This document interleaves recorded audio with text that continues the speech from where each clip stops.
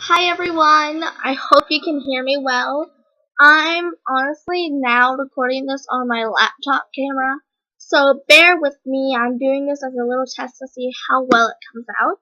And if it comes out great, then I will post this. If it comes out horrible, then I won't post it. And you guys will know because if you're watching this video, you'll know I posted it. So anyways, the book that I'm going to begin to read to you guys is called I, Funny. Now, I'm not sure if any of you have read this book before, but, if you have, then don't watch this video unless you want to read it all over again. So, since this is kind of meant to be a simulation to read to you guys, right before bed, then I'm going to dim the light. And, if you're wondering why I'm standing up, because I'm getting ready to turn off the lights.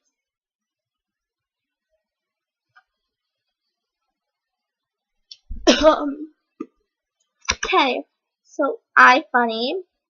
It's by James Patterson and Chris Grobinstein. I'm not sure if I read this right. This says, author of middle school, the worst years of my life. So, I, Funny.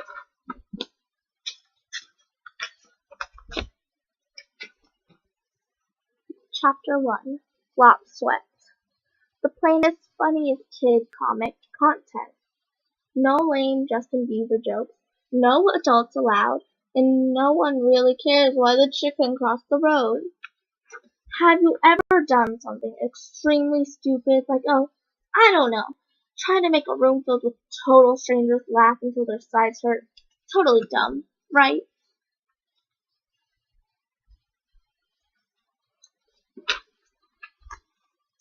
Well, that's why my humble story is going to start with some pretty yucky tension, plus a little heavy-duty drama, and hopefully a few funnies, so we don't all go nuts. Okay, so how exactly did I get into this mess? Up on stage at a comedy club, baking like a bag of french fries under a hot spotlight that shows off my sweat stains, including one that sort of looks like Jabba the Hutt, with about 1,000 beady eyeballs drilling into me. A very good question that you asked. To tell you the truth, it's one I'm asking too. What am I, Jamie Grimm, doing here trying to win something called the Planet's Funniest Kid Comic Contest? What was I thinking? But wait, hold on, it gets even worse. While the whole audience stares and waits for me to say something, anything funny, I'm up here choking. That's right, my mind is a total incomplete blank. And I just said, no, I'm Jamie Grimm. That's the punchline, the end of a joke.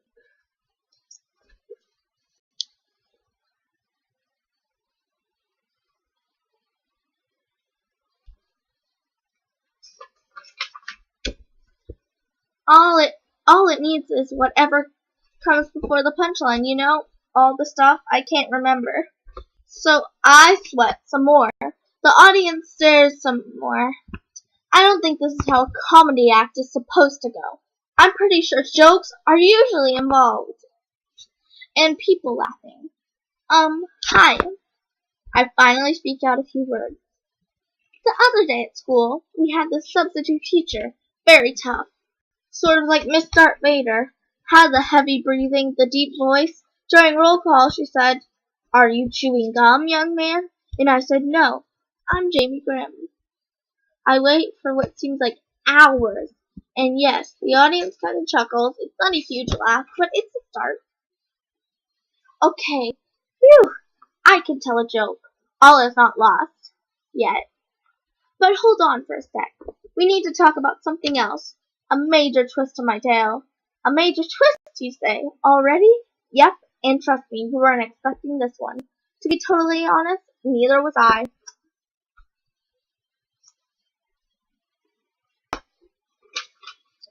So chapter 2, Ladies and Gentlemen, Me. Presenting me, Jamie Grimm, the sit-down comic. So, can you deal with this? Some people can.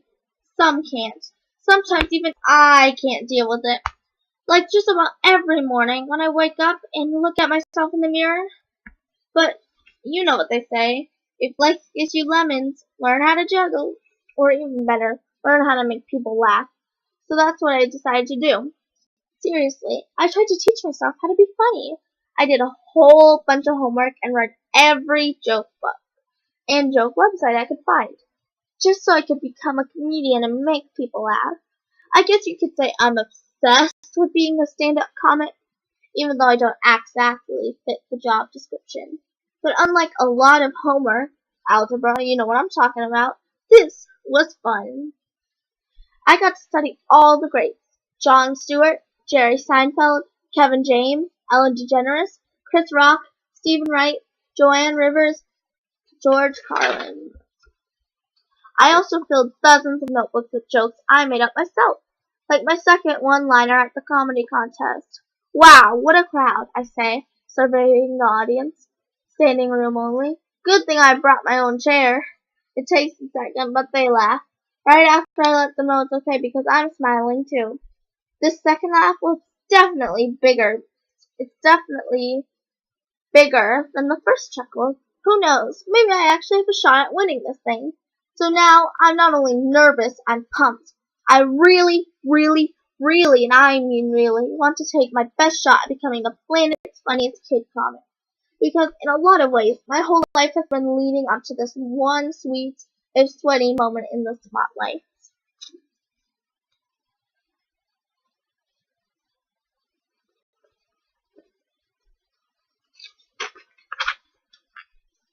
Part 1. The Road to Ronkonkoma. Chapter 1. This is the actual chapter. Like, you know how some stories start out with, like, a before piece?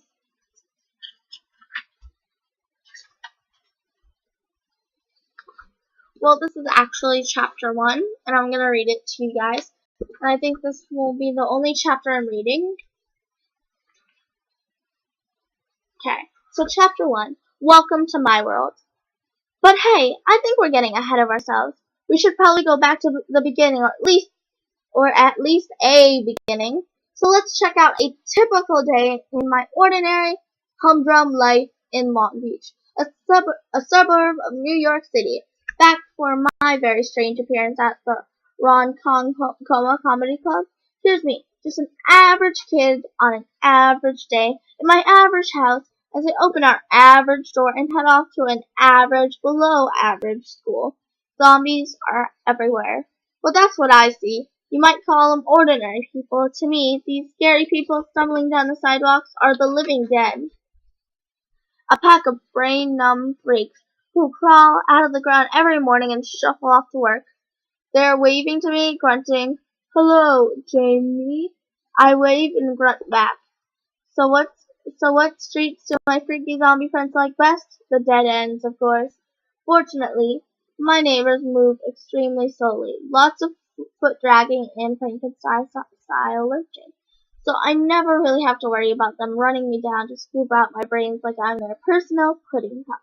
There's this one zombie I see almost every morning. He's usually dribbling his coffee and eating a donut. Do zombies eat donuts with their fingers, you might ask? No, they usually eat their fingers separately. The school crossing guard? She can stop traffic just by holding up her hand with her other hand.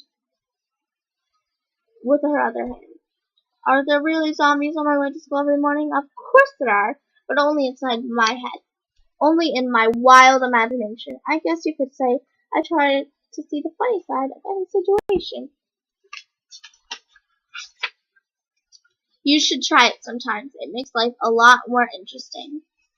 So how did I end up here in this zombified suburb not too far from New York City? Well, that, my friends, is a very interesting story. And let me just show you the picture from last page real quick. Here are the zombies. Okay, so anyways, that's the end. We're on chapter 2 now. We're going to be starting chapter 2, hopefully tomorrow night. And thank you for watching. Give me any suggestions, comments below, whatever you like. And I hope you enjoyed it. I hope you liked it. If you ever want to hear a story, you can always count on me. So, until next time, bye!